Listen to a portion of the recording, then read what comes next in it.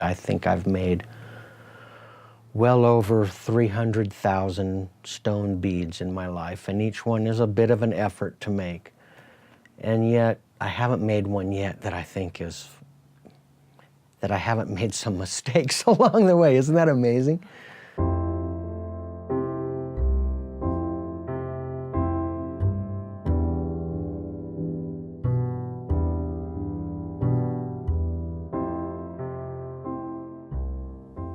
When I do a casting of tufa stone, or when I'm soldering two gold things together, there's a chance, because I have my own homemade solder that isn't very good, and I have a really old torch that doesn't really put the heat where I want it, and I'm having to heat up everything to accomplish this solder, I'm just sweating. It's like, wow, I'm gonna ruin all my gold and be back to square one.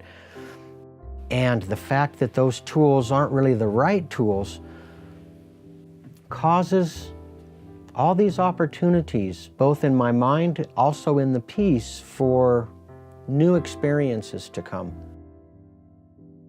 It's like trying to fly in a really bad plane and trying to get it off the ground and then land it again. That would be a very different experience than actually getting into a competent plane that has a good track record of getting from A to B.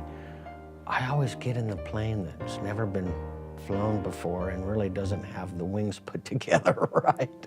And then I come up with a piece of jewelry at the end. And so that, to me, is, I don't know, endearing or innocent as that is, it's the value of unpreparedness coming to light again and again in my life. I wasn't really ready for this interview. I wasn't ready to make that ring yesterday, but it's like I'm still doing it.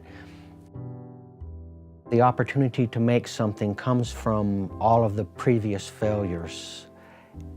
So you just get in there and you try. And if it doesn't work, don't get so hung up on that. Just go, the reason it didn't work is because I made this mistake. Go to the next one and do the next one. You're not gonna fix that first one. You just have to get a few under your belt and keep going. If I sit there and go, what am I gonna make? I won't even start. So I just start making something and I don't even know what it is. And usually it morphs into something else, or it gets put aside as I get calm and in my groove, and then I'll pick up the next project and be able to work. And perhaps no good art really gets finished, it just gets abandoned. I liked that quote when I heard it last year.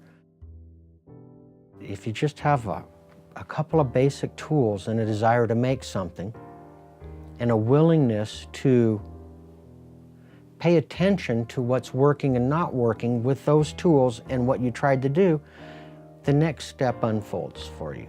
And that can happen for a whole artistic career. It wasn't that I chose the turquoise. The turquoise came to me and I was interested, so I'm still doing that. It might be something different in the future, but right now it's turquoise jewelry for 25, 30 years now. Just start it. If you want to be a potter, or if you want to be a wood bowl turner, just turn a wooden bowl. And if you don't have the right tools, you could get a really, really tiny piece of wood and make a really, really tiny little bowl, and you could do that right now. And then you'll know what to do after that. But don't dream that you want to be a bowl maker and not make bowls. You just make really bad bowls.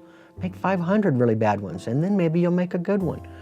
But if you just want to make something and you think you need an education or the right training or the right environment, I think you're mistaken. And you'll never be able to fly on this journey of trying to land that plane that doesn't have very good wings.